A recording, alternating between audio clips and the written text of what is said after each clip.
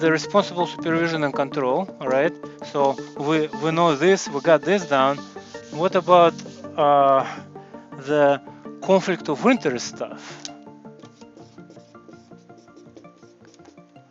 Of interest. All right, so let's talk about those conflicts and see what's going on. So going to conflict of interest, we have one regulation over here, 11131, and it has three situations. One dealing with former officer being a player, whatever the situation is.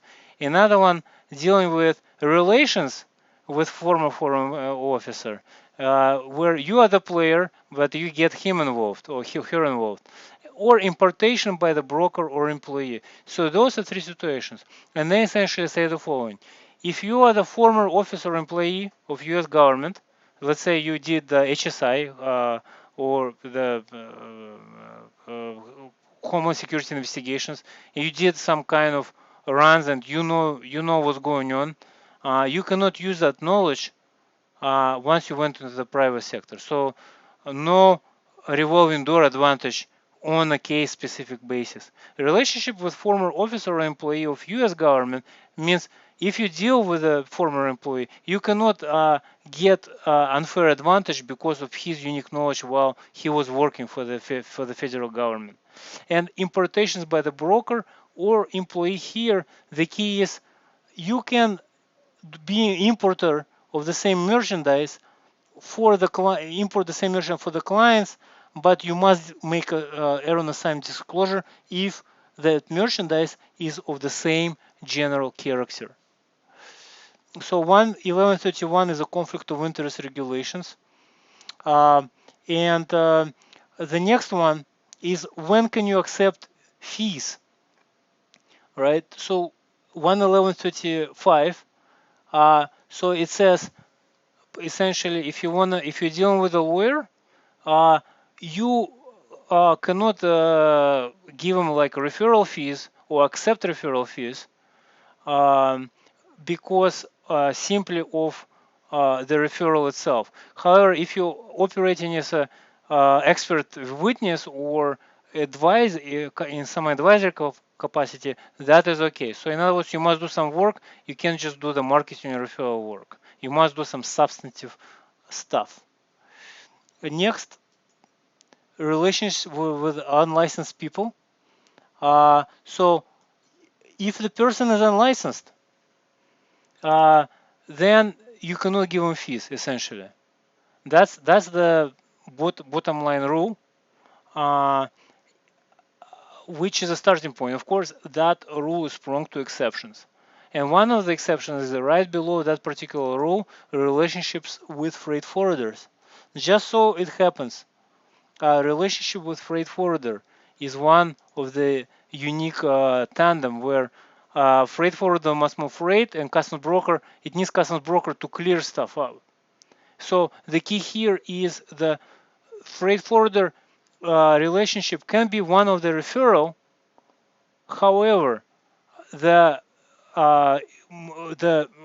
some kind of independence must be maintained, and those independence factors are listed where the invoice is provided, the statements are provided, the compensation or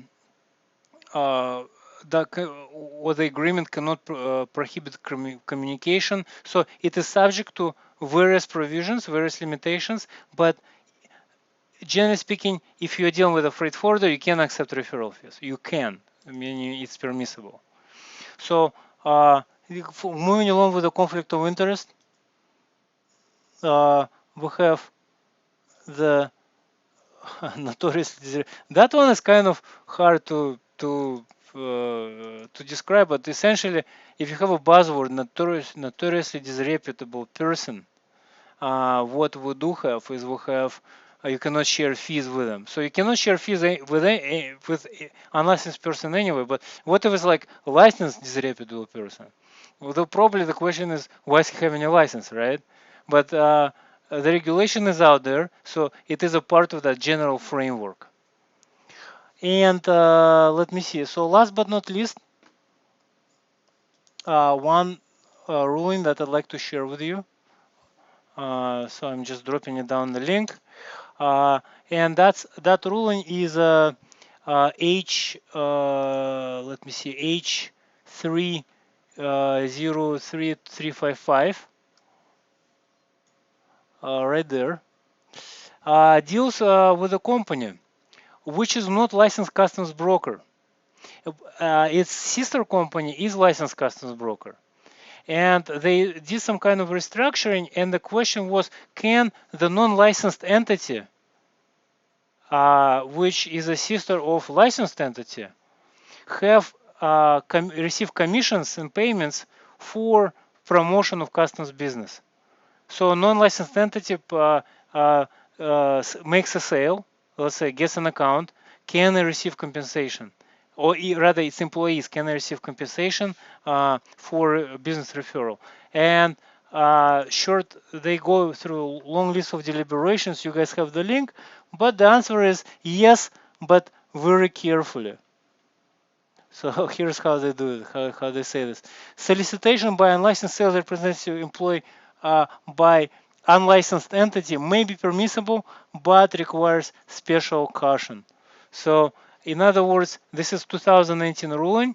So slowly but surely customs is moving toward the realities where conflict of interest is not found where you have a more or less complicated corporate structure. So that's essentially other prohibitions. So if you gained knowledge in the federal government, which is closed information, cannot use it from either side of the aisle. If you are dealing with the same merchandise, you cannot you must disclose it to your client before having that client onboarded. No dealings with unlicensed entities unless they are freight forwarders.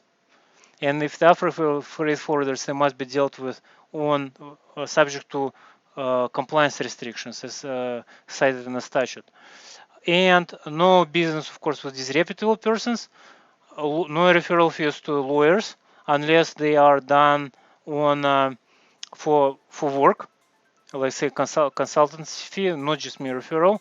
And as we saw in the case with that particular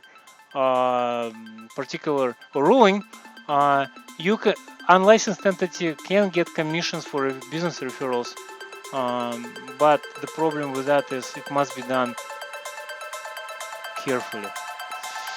Requires special caution.